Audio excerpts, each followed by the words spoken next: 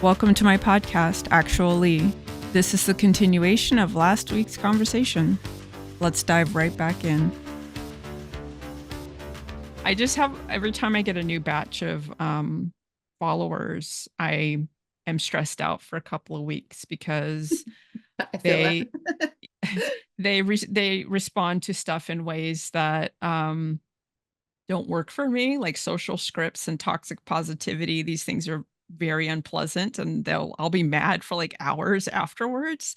But it's really hard to keep telling people don't do these things that they literally have never stepped back to look at and realize what they're doing, right? Because so many people just do it and they think it means something because they feel something when they say it, but I can't feel what they felt. So I don't, it means nothing to me. It's an empty husk. And I'm like, what do I do with this? I think they meant well, but what does it mean? I don't know, and then I just get stressed out. So I have to like get used to that noise every single time. And eventually they kind of get quieter and then it gets easier. But yeah, it's hard. And then I feel bad if I put like especially for unsolicited advice, that is one that I will absolutely communicate. Do not do that. Like Yeah. I don't like it. If you actually like interacting with me, do not do that. And that one is always awkward for me. I feel bad, but it's just don't do that. Don't tell me what to I, do. I feel that so much. Before I had Lily's Lore, I had a like lifestyle, time management, working from home, all in one kind of blog. And then I also had one that was based on my endometriosis, and I at one point in time I did tie them all in together, but it was very difficult because I was always, the sick girl, and that's just kind of how everybody kind of saw me, and I was like, so tired of being the sick girl. Right. Um, but it would be so funny because I would say, hey, here's the things that I've done that have worked for me. And it is based off of, I took these supplements and I saw these results, or I did these exercises and I saw these results. Like, this is my experience of how I have dealt with my condition. But people would get so mad at me and be like, all you're doing is saying to eat kale and to do this. And I'm like, no, I'm saying I did this. It worked for me. It may work for you, but if not, it's okay because there's no one size fits all with chronic Right. illness. But like, I would also get very annoyed too when people would give me the unsolicited advice. It's just like, yo, I've tried everything, like to the extreme of trying everything. If it would have worked, I would have known about it by now. Right. Yeah. It's there's like when people have heard something or read something and they want to share that information with me, if they come at it in a conversational way, I can be like, my brain will be like, you already know that, but I can have a conversation about it and talk about it and give them more information because I research everything to death, right? Especially Mhm. with my health stuff. Like my doctors, like my GI knows that like he can mention something and I'm going to info dump because I probably know more about it than he does, like stuff like the mast cell issues and stuff like that's not his specialty, but he's helping me manage it. So if I bring him information about things to try, he's very open to it and he'll go look into it and stuff. That's wonderful. Um, and but when people are just like, you should do this or you should do that, I'm just like,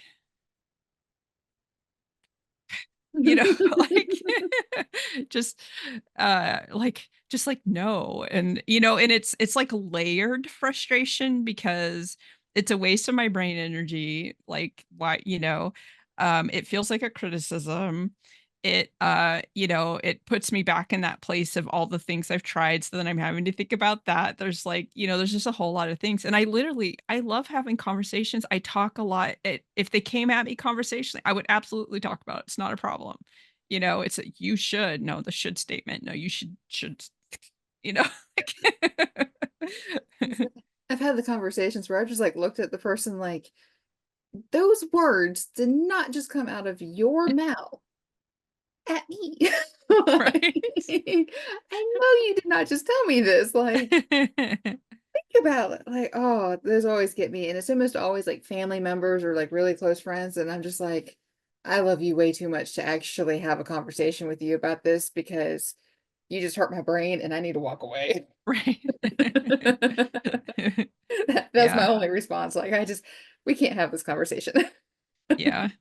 It's, I yeah, it's I'm always just like, what is it that makes you think that as a person that does not live in this situation, uh, that your first thought is going to be novel, that it's going to be something I haven't thought about? Like, what makes you think that? Like, where does that come from? You know? Exactly. I like sometimes I will see like someone will be talking and I'll see like a gap, but I always ask.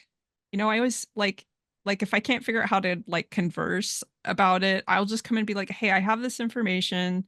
I want to offer it, but I absolutely do not want to step on your toes. If you don't want it right now, totally cool." And I let them opt in, and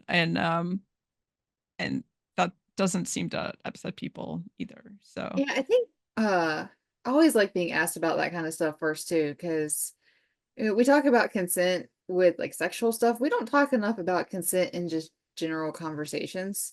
right. And, you know, we all have our own mental spaces that we have to protect. And, if I'm trying to focus on one thing and somebody's coming at me with just a lot, I get sensory overload. I shut down and I can't. But it's like, man, if you could just tell me that we're gonna have a conversation, Yeah. like give me like 10 seconds to get To all get like worked in into gear. it. Yeah. Like then I'm good. I'm good. I'm good. We can do this.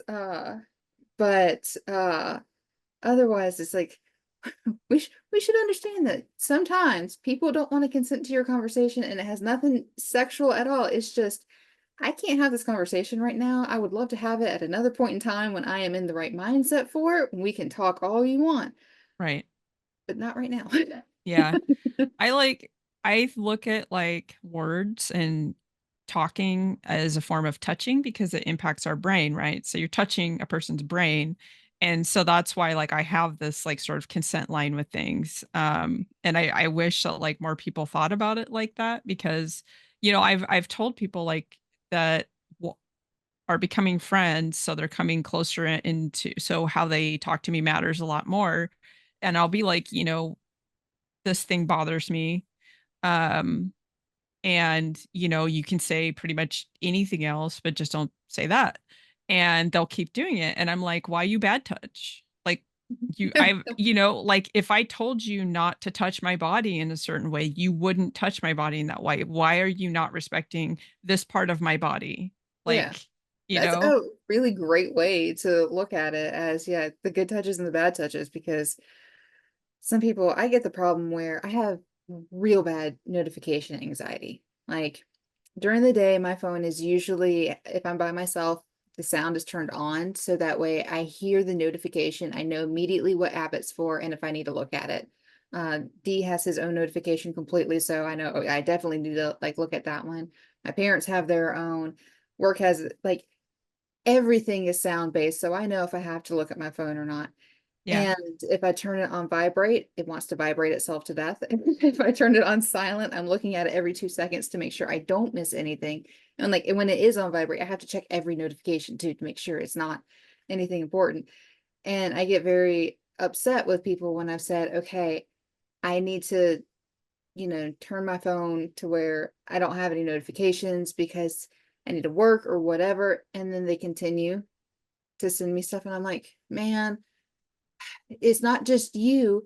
You think it's just you, but it's you plus like 10 other people. And I'm still going, guys, I need to focus and I need to be away from my phone. And you're not making this happen. And I can't yeah, put on do not disturb because then I'm worried about what's coming through that I need to be worried about that I'm not seeing.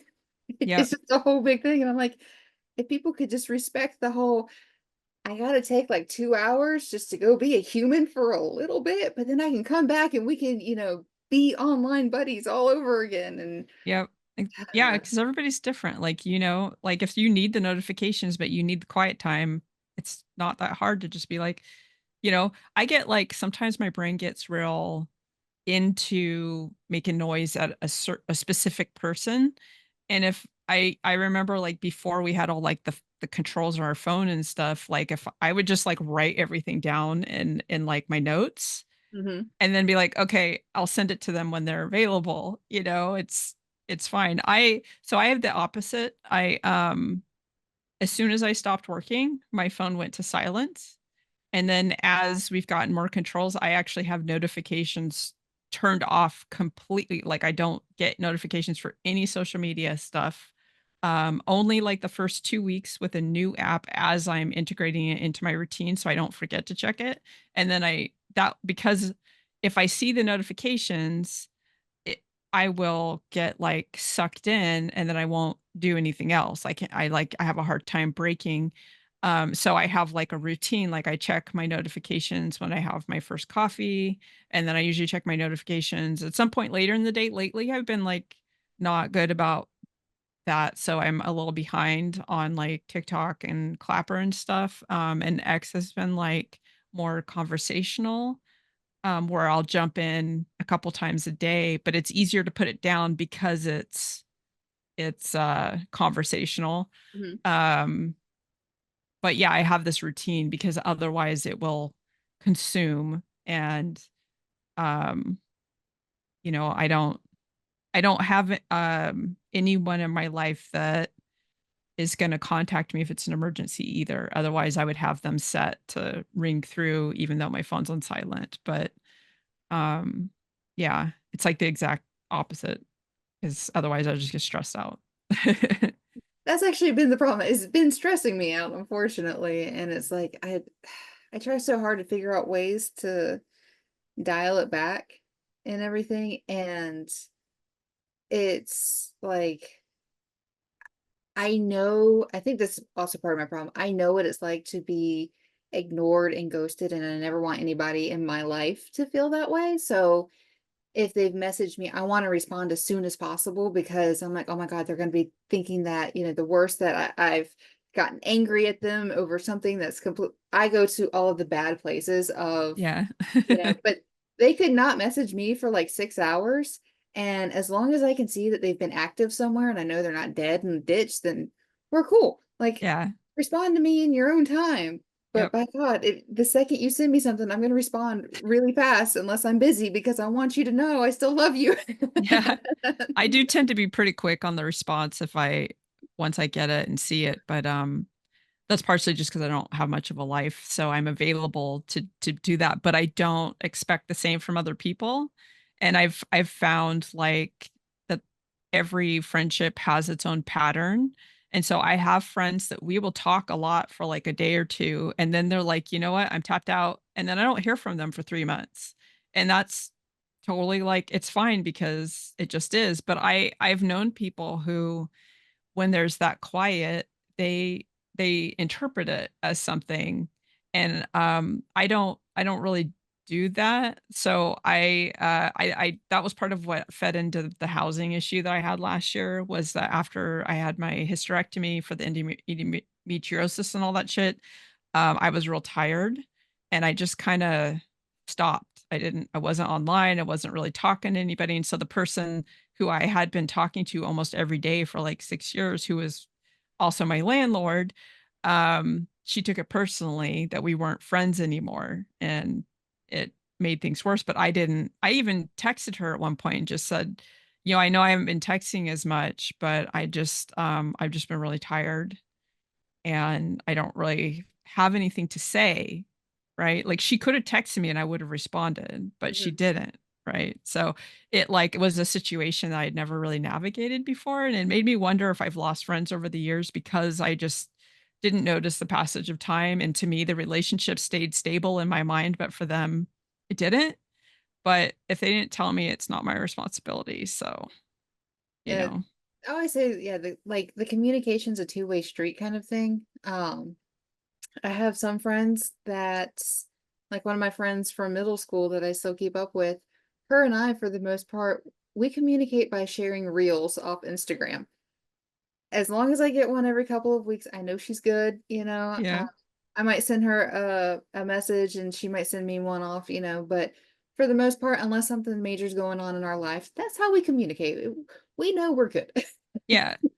Yeah, I But have a friend that does that too. She just sends yeah, me, and my issue is I don't really watch content. And so like she'll send me stuff and I feel bad because I can't get, I'll watch like the last two, but I can't get through 20 videos. I just don't watch that much content. Like I say, yeah, I can do like one or two, and then after that, I'm like, all right. And I feel bad because some apps I don't use as frequently, or I don't use accounts as frequently because I do have like my extreme personal, like friends and family that have known me for forever. And then I have my personal that's more of like a public personal kind of thing.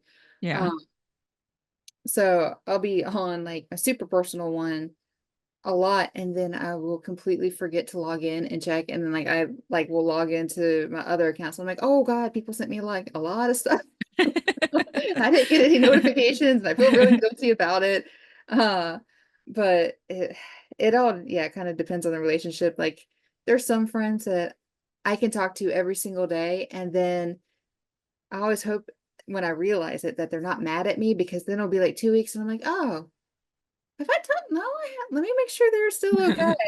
And it's just life got busy and got away from us, or in some cases a few months have gone by and we're Yeah. just like, okay, we're both still alive. It's good. Like Yeah. we're good. Life's good. Okay. I think it's healthy. Like, I mean, before we had these these devices driving us, we didn't like you'd have a phone call with your friends on occasion, or like, before that it was like letters, but it wasn't, this intensity it's a lot, Say that and so many times. but also, like, we don't have, I mean, back then people also lived around their people more, and we don't do that as much. So I think there's some of that might be that drive to have the village, the family structure that we're not having in our day-to-day lives. But it's, yeah, there's just a lot of, there's just ask, I think that's just check in. Hey, everything okay over there? Yeah, it actually it is really funny because I do know at any point in time of the day, I suffer from insomnia. So I know at 3 a.m. I can message a whole bunch of people that I'm friends with, and they're all awake in their corner of the world. And it's just, the afternoon for them Yep. or the morning, or, whatever, depending on where they are. Uh and then there's other people who would tell me to go to bed because they, are in the same time zone, and they're just like, man, why are you still awake? Wake me up. You Yeah. know, uh, and we've kind of lost the whole, I was telling this to another buddy earlier today, like we've lost the whole when it's an appropriate time to message people. And it used to be, it didn't matter if I didn't respond to your message before 9 a.m. Nobody talked to anybody before 9 a.m. unless they lived in the house with them. Like Right. you didn't have to be on the second you woke up. And after like a certain time at night, you didn't talk to people because it was assumed people were asleep, or you just, nothing good happened after a certain time. And we don't have that anymore. We're just always on. Yeah. Yeah. So I had you made me think, like, I have a friend and she gets up at like 5 in the morning. And for a long time, that's about when I would go to bed. So we would text as she was getting up and as I was going to bed, just to like chit chat. And that would be kind of our connection time. It's like, okay, good night. Okay, good morning. And it's funny, I go to bed a little earlier now, but lately not much. But yeah, like that, like always being on, and um it's just, I don't know, it's weird. I don't like, I just try my best not to get sucked into that. I got a text from somebody the other day and I haven't looked at it, and I forgot I saw it while I was streaming. And I was like, "Oh, I should check that tomorrow because I'm going to be too tired when I'm done streaming to respond well." And then I completely just never, because it had got knocked down beneath some stuff. So I saw it this morning. I was like, "Oh, I should probably respond." It's just somebody I haven't talked to in a couple of years, and you know, What's a few more days? yeah.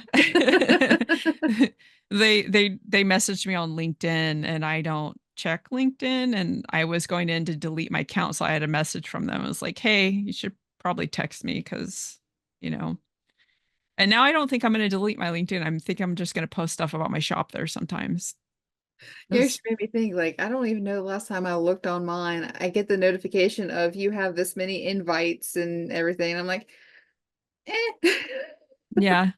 I know it's like it's not I can't work, so it's not, but I realize like even if it just gets one more person on my mailing list or whatever, then it's a worthwhile tool, I guess.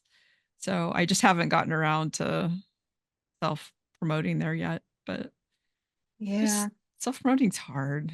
it is. Oh my goodness. I used to have a digital marketing business and I like, it was like your internet marketing, like your SEO and everything, and your social media marketing. And I could promote the hell out of anybody. One of my friends one time, she was like, "Oh, I'm gonna, put you up for a job and, to contract out for your business." I was like, "Cool." She's like, "I just need a quick little bio from you." I froze. I was just like, "You need what?" I do I do things. Yeah. She was just like, the span of like what a tweet would be. And I was just like, um, But like on Etsy, like people say like they make a necklace and they have like paragraphs of information about it. It's made from resin. It's lightweight necklace. Like I cannot I cannot, I just so I'm like, maybe that's part of the lack of curb appeal for my stuff. I don't know. I asked my daughter-in-law because she did like college stuff for communications and marketing if she could help me make better descriptions, mhm. I don't know if she actually will, but I did ask because I was like, this is just it's too much. I cannot I literally I'm like, I don't know what to say. I'm very factual, hypoallergenic and lightweight, comfortable.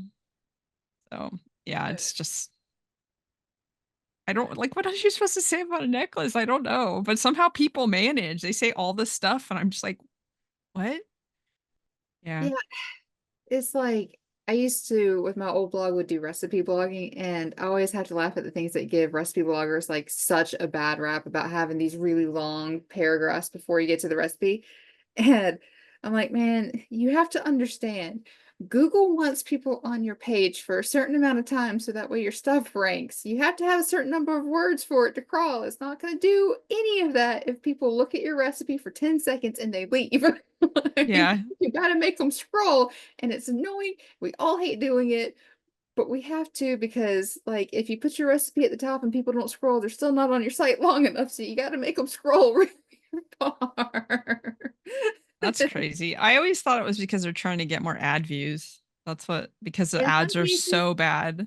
yeah, in some cases that's it. And then in other cases, it's literally SEO ranking and trying to get the web crawlers and everything to go in there. So it's like, how many times can you type in that you're making chicken noodle soup before you finally get down to the recipe? Yeah. What Which, you like, if you jump down to it, it shows it as a different link. So like that does help. But yeah. it's just like one of those funny things that the average viewer doesn't know any of that. They're just annoyed that they have to scroll really far. Yeah. Somewhere there's I an found a developer. recipe I found a recipe page where it's just the recipe and I was like, "Oh, bookmark." And I just like, yes. Because I don't like, I straight up, like, I start random, like, blah, blah, blah. I'm not looking at that. And the thing that Google's done that extra annoys me is they start doing this whole AI thing where they compile Mhm. information for you, but they don't do it for the recipes because they want you to still click through because of like whatever they're getting from you looking at it, because there's no reason why the AI couldn't like just pull a random recipe and give that to you. But, or like, I'll be Googling how long at 375. Like that's all I want to know. And it could give that to me because it does it for lots of other things, but it never does it for recipe stuff at all. And I'm like, the one time I want you to use the AI thing, you don't do it. Like, you're making me. So I've Okay. started going to Reddit for things instead so that I don't have to click on the recipe pages because they do annoy me a lot. See, I usually get mine off Pinterest, but that's just all the lifestyle and influencer people. So I'm just used to doing the scroll if I like something enough. And it annoys me actually more if they're one of the ones that it's like, oh, here's a picture and here's a link. You got to click to the link to go to. And I'm like, I don't want to Yeah. do that. I wanted to see it all in one go. And now I'm too lazy. I'm getting off your page. Yeah. I occasionally will do recipes when I'm doing videos like on TikTok. Just I'm cooking, I just feel like making a video, and I always put the recipe just like I'll say pause and then put the recipe so they can screenshot it. And it's all right there. And then the next chunk will be like specifics to how to make it and how it differs if you're at sea level or whatever, you know. Um, and so it's like really accessible and easy. And I always people are always like, wow, you make it so easy to, you know. And I'm like, cool. I can't imagine I would never be able to do the blog style ones because I have nothing to say. I just made some food and I ate it and it was good. I say, I think I would always start with basically like, oh my God, it was so embarrassingly stereotypical of, well, I woke up this morning and, the winds had shifted ever so slightly. So I decided I wanted to have an iced coffee instead of a hot coffee today. I mean, it's so bad. I actually would have probably loved AI writing at that point in time because then I could just there was so many times where I was just like, man, I don't have it in me to write all the bull that I need to write to just post this recipe that I've had sitting in my phone for like 3 weeks, that I've done Right. photos and everything. Like it's done. I just need all of that garbage and what I would have given for AI writing at that point in time. And now I'm just like, no, if it is not my words Yeah. coming from me, I'm not going to do that. Like, I had I somebody try to do a description for me out of AI and it came back and I was like, I don't even want to tell you how wrong that is. Like, I'm just not using it because it's way wrong. I have done the research. I do not want people thinking I am stupid. Like, no. yeah. I was just all the stuff made me think how it would be fun to do recipes, but have all the stuff you have to scroll through just be like nonsense, like a story, like funny stories instead of it even being about the food. Just, like I don't know, like a troll that ate like a burrito and had really bad gas and then the rest of the village was just like what the hell is wrong with you and just like, the ostracized gassy troll. That would actually be a lot of fun. It kind of reminds me of, I don't know if you've ever seen Midnight Diner on Netflix, but it's a Japanese show. And at least for the first few seasons, they would have the episode, but then at the end, they would make one of the dishes, like the main dish that was talked about, like for the episode, they would make that at the end. So it was like you got this really cool story about these really interesting people. And then you learned how to make something that looked really tasty. And the whole time you're going, I know I should be paying attention to the subtitles about what it is they're saying, but I really, really, really want to eat that. Yeah, I every time I watch like a Korean show, they food is always a really big part of their shows. And I'm always just like, I don't know what that roll is they're eating with all that rice, but I want it. Yep. Like That's me. Like I can't eat a lot of gluten.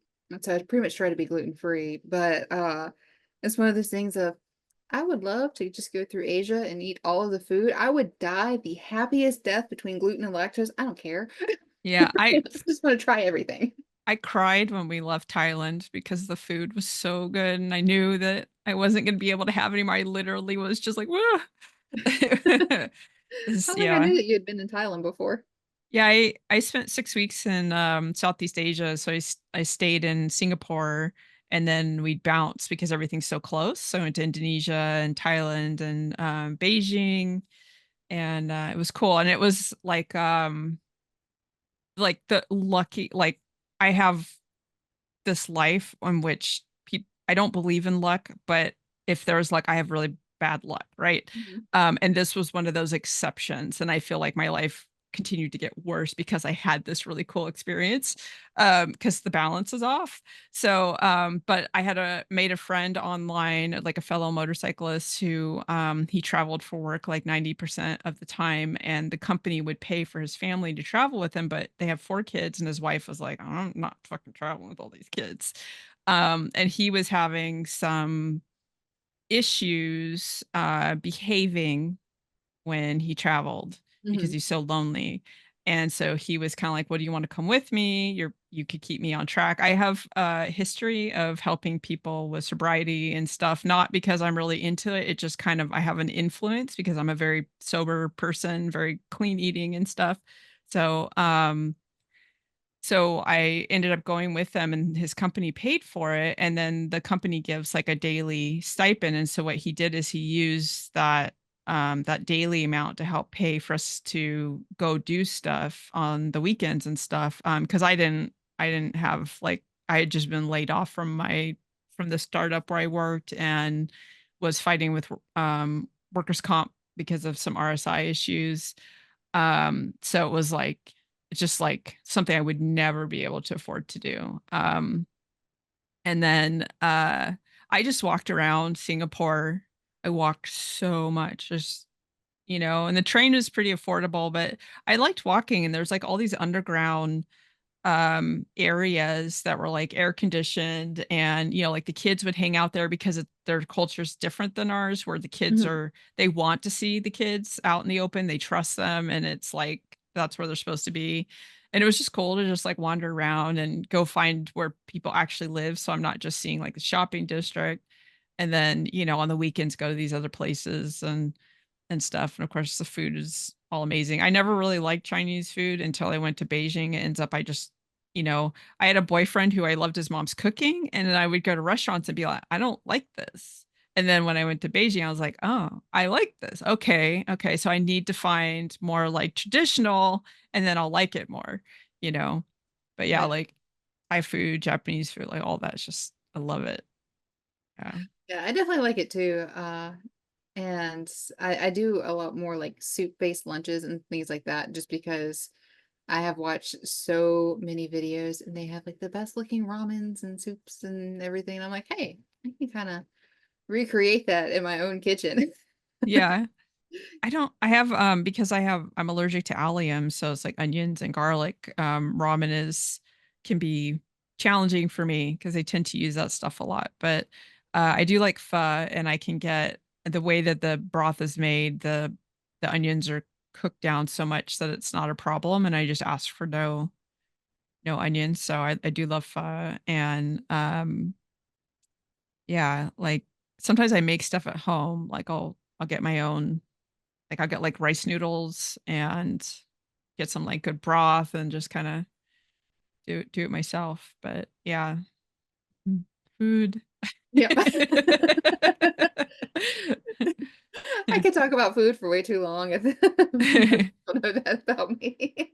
Yeah, I also don't eat a lot of gluten. I don't have a particular, like, sensitivity to it. It's more that I try to eat, like, anti-inflammatory and low histamine, Mhm. and so, on occasion, I can have, like, gluten stuff, but I feel like it's empty calories as well. And after being on a liquid diet for 4 years where I had like malnutrition, I have this thing where like I want to maximize the nutrition in my food. So I tend to feel like, you know, um it's just it's not I'm not getting enough from it.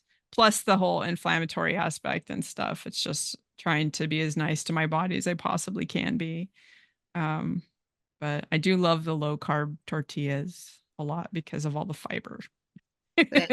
I'm very lucky. I actually really like corn tortillas and everything, but it's funny with the gluten for me, I do have like digestive issues with it and the inflammatory, and even sometimes like when my endometriosis is at its worst and my body's just at its extreme, I actually do get chronic hives from it.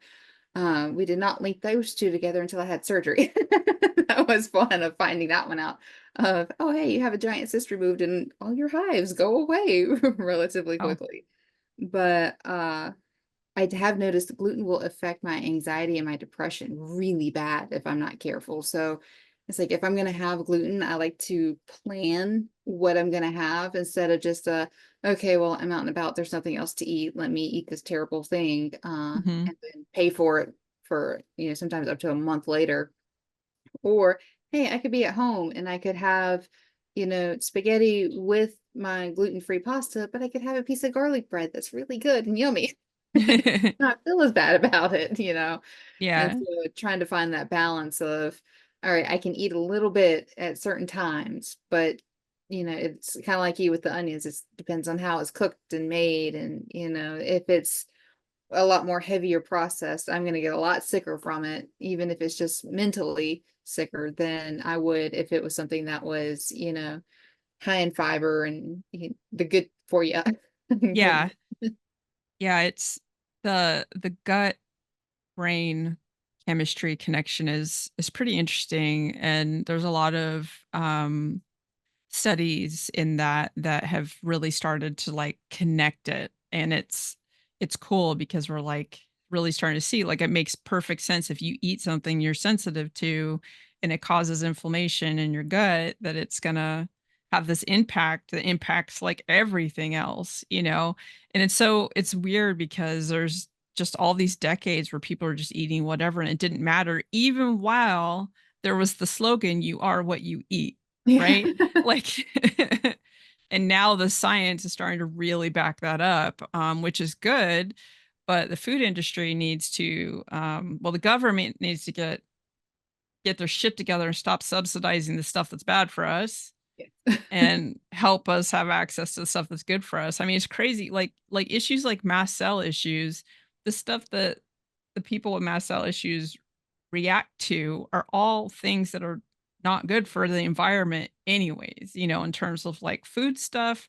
I mean, sometimes people have sensitivities that are like really extreme and they do have like histamine reactions to healthy foods, but on average it's, the stuff that we really don't need to be putting in our bodies, environmental stuff like cleaning stuff like, Fabuloso is horrible for the environment. It creates so much like air pollution and stuff, and it's such a common like product that people use. And that's the one I harp on, but anything is perfumey like that, and nobody really talks about it. And I'm like, well, and the people that are sensitive are kind of treated as the inconvenience, but it's actually the chemicals being put out there that's the inconvenience, not the people that are reacting to it.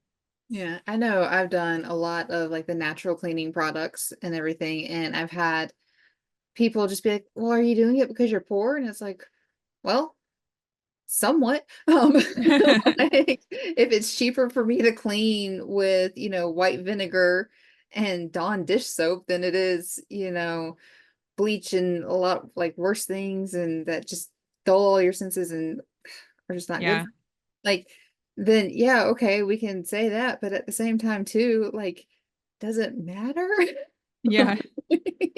Yeah, it's weird. Well, and vinegar does have antibacterial and antiviral properties, and bleach, this one people like think bleach cleans everything. Bleach only cleans stuff that's not porous. If it's porous, the bleach does not go into the pores and the bacteria and the virus stay in the pores, and vinegar will actually go down into the pores. So if you're cleaning wood or whatever, you know, like your wood tables or it's I don't know, people there's not enough good information out there. And so people kind of get in these habits, and like a lot of the areas that I've lived are like lower income, and they use like the really cheap clean stuff. I always Fabuloso is very very popular, and so it's like I on the weekends I just keep the doors shut because that stuff will waft into the apartment and I will react to it and it's awful.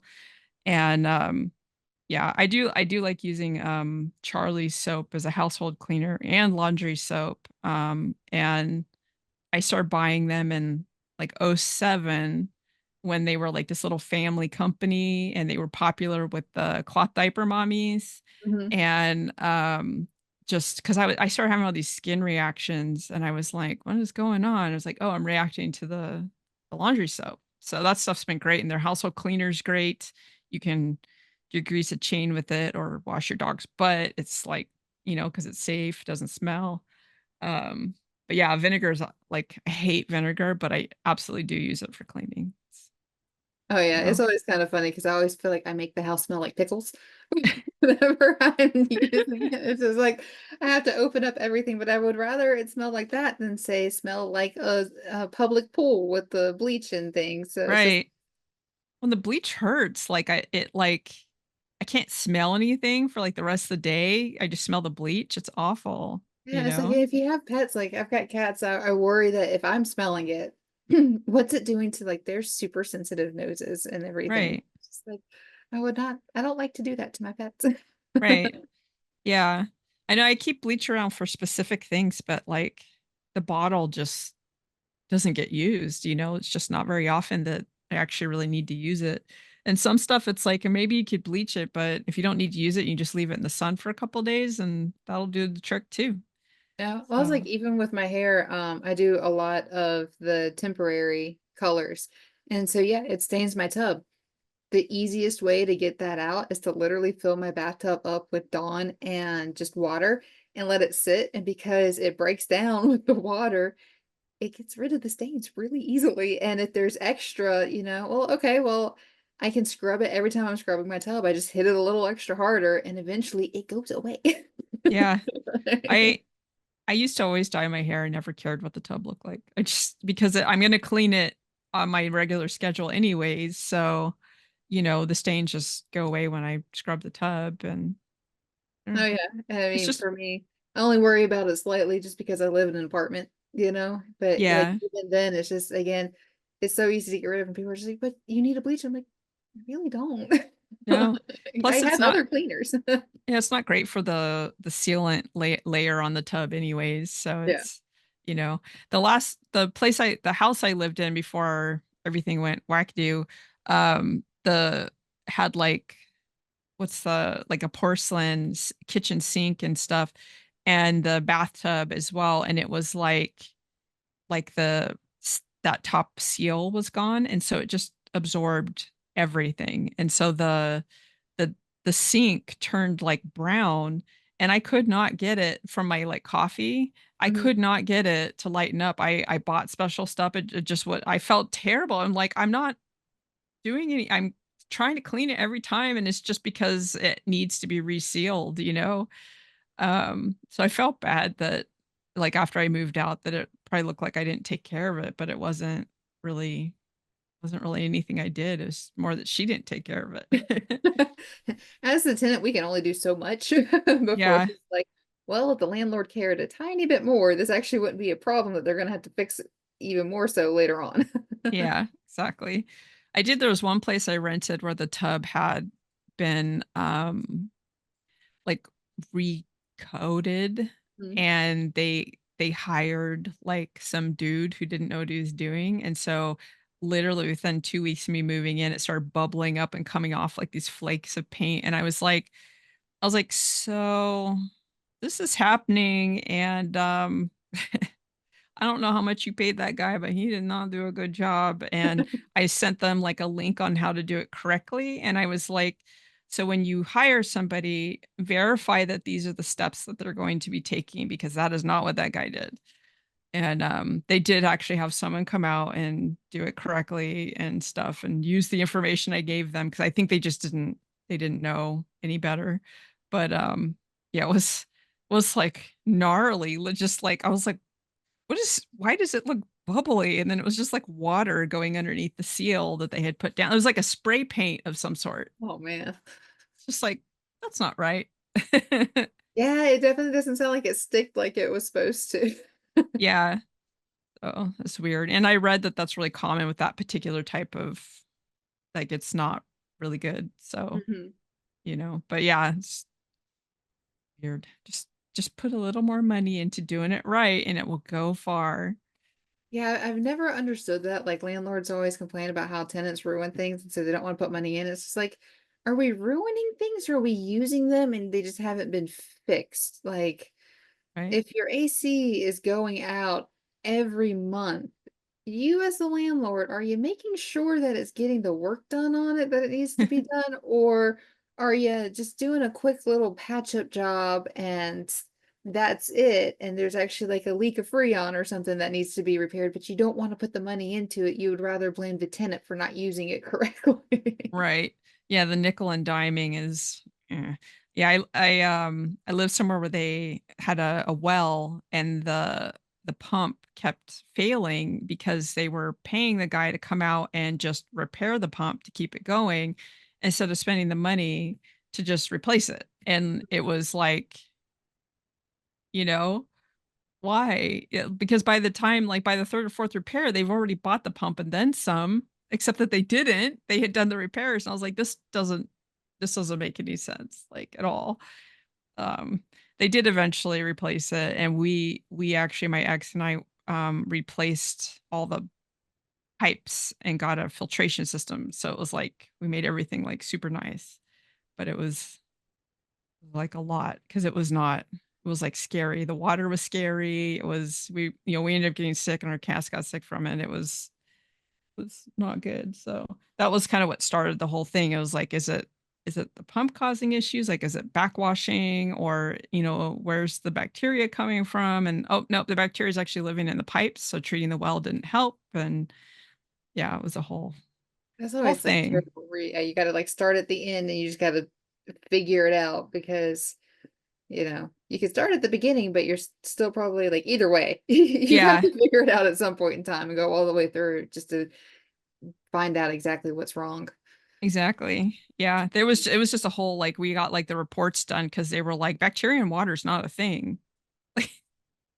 So we had to go to the get the reports done by, like, the local agency and be like, "Actually," and then get the test run on our like, do poop tests because that's always exciting, and be like, "No, look, those bacterias are literally in our system, and here are the known impacts of these bacterias." And, Need to you fix this. know, the entire process, they were very resistant to, like, paying for stuff because 'cause they're like, "It's not really a thing. Remember the papers?" Like Yeah, it's just like, all right, at what point in time do we have like lawsuit, but at the same time, I don't want to lose my home because, I was the Mhm. tenant who brought up like too wrong of problems or Yep. That's yeah.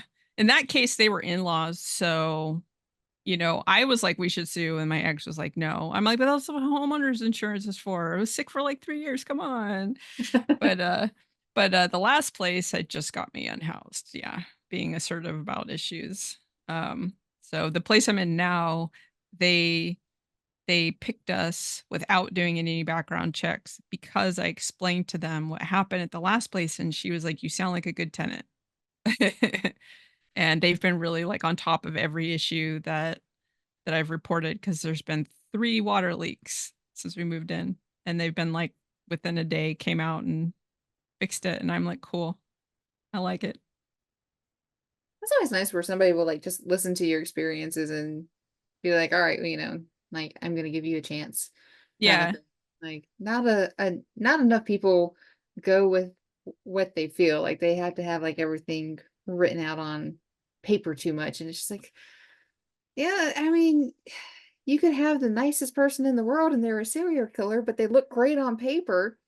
But you could have the person who, yeah, they may have struggled to pay like other bills, but they always made sure they paid their rent. And, they just had issues with the landlord. Like, what do you care more about? As long Yeah. as the rent gets paid. Exactly. Yeah, and that was, like, when we were looking at places, the most of the market in the city is handled by 2 different rental, management companies, and one of them we couldn't get into at all because their credit requirement was really unreasonable for current economy stuff, and then the other one, we totally were fine with until my previous landlord said I didn't pay rent and I left damage, which not true, both fronts. And I got a letter from attorney showing like the breakdown of the situation because I had worked with an attorney last year and they still were like, sorry, we can't, you're not eligible to rent with us. And so that was why we ended up here was I was trying to get into a house. So we didn't have shared walls and stuff 'cause since I'm so sensitive to noise and stuff. And, it was like, this was the only place that with that bad reference, that I could, um get into. And I just never, the attorney was supposed to send a letter to her to tell her to knock it off, but they just sent me a letter and then didn't send one to her. So yeah, next time I'll find a workaround so I don't have to deal with her again. Since she clearly still has it out for me if she's doing that. Bill. Like, that's insane. Yeah. I'm like, I paid $1,200 for the mold inspection and she never paid me back for that. And then Ugh, I like painted the porch and repaired the front door and did all this other stuff, but I left damages. Okay. You know. So I weird. definitely relate to that with previous landlords. I'm just like, whatever, it's just Yep.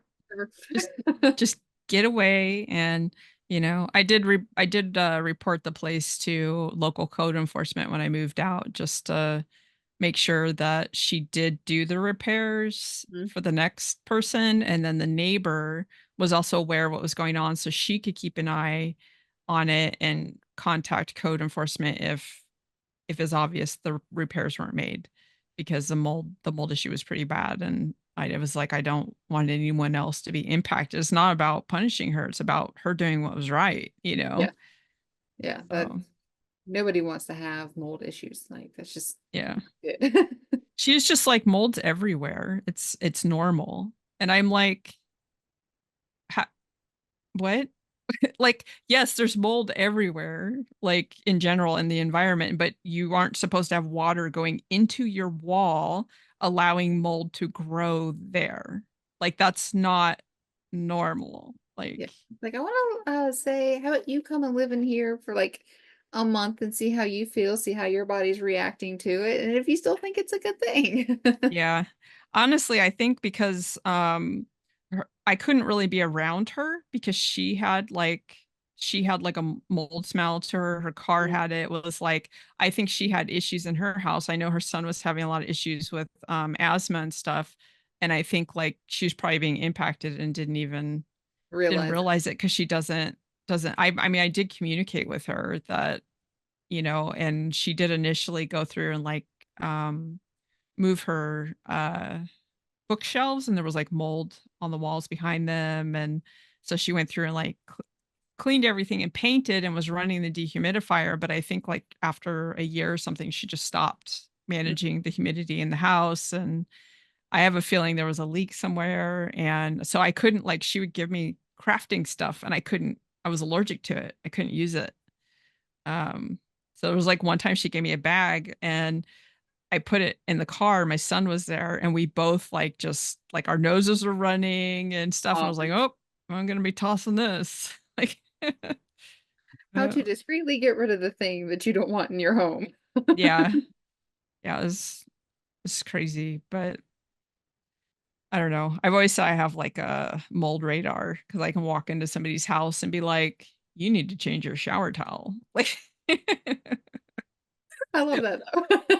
I'd be like, yes, please tell me what I need to fix in yeah, here. I'm not even like, I don't even feel bad. Like, most people are like, really? I didn't know, like there'll be like the bath mat in the bathroom. They never picked it up to let it dry out, and and I'm like, yeah, your bath mat, you probably need a new one, you know?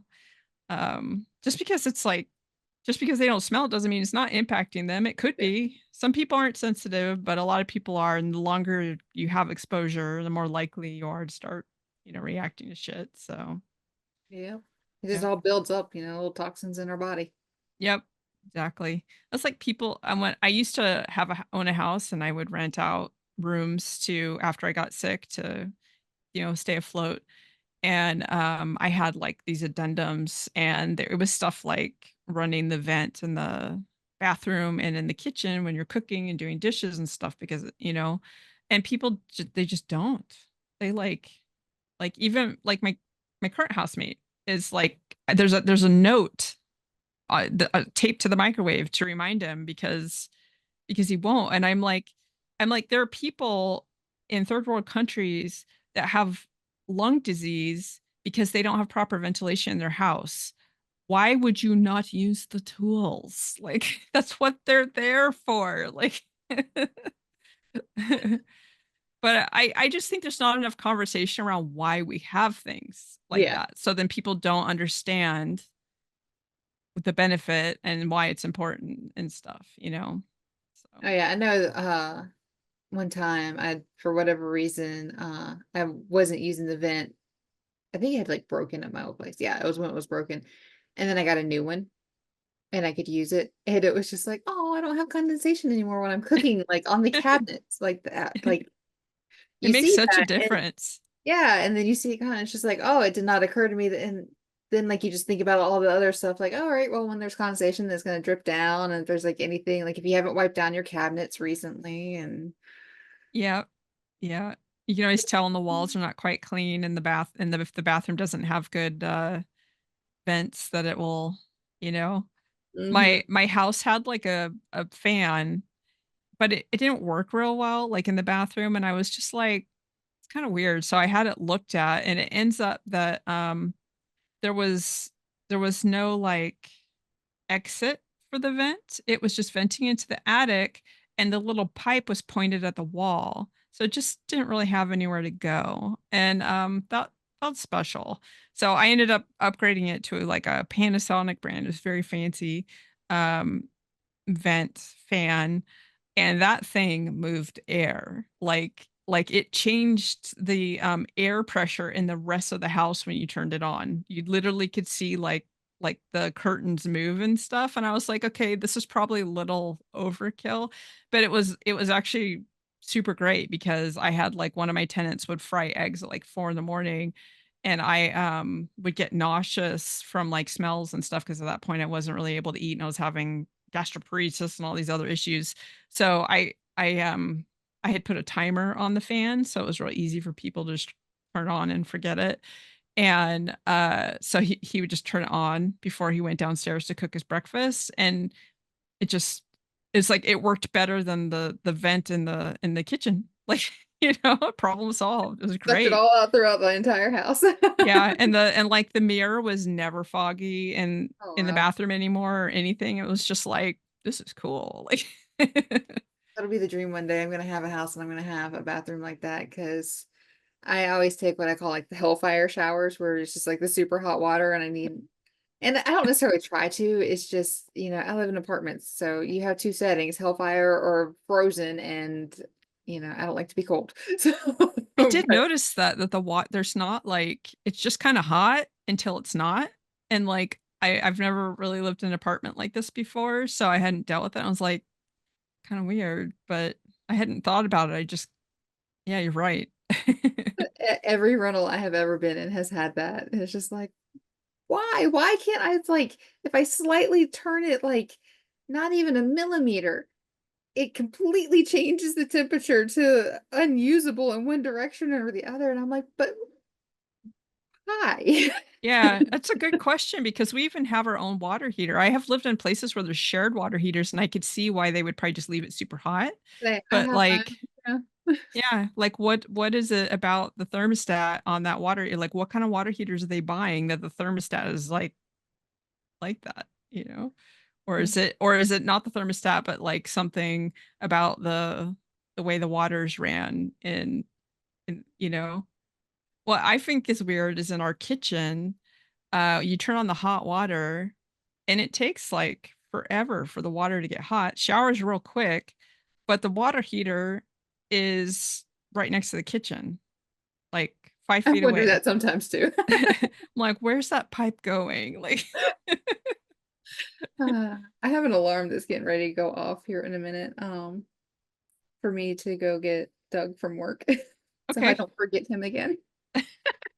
I feel Yeah, so bad probably about that. that's yeah, probably not a good routine to get into. It's not. Oh man, he didn't mind that day, but I just there it goes. I felt so bad about it. I was just like, I now have alarms set up for every single day that I need to go. There you go. So I have do you have time to do like three questions or do you need to go? I need to go ahead and go get them. So Okay. I'm Okay. sorry. That's okay. No, well, I'm glad that you said yes to hanging out and talking and we'll do it again someday in the future. And Definitely send me I have your links, but send me your links anyways just so I can put them in my notes so that I can put it on this episode when I put it up. sounds So, good. Cool. Thanks. Bye. Thank you. Bye. Thank you for hanging out and listening. A huge thank you to my patrons. I could not do this without you. Want to support my creative chaos and get access to exclusive content?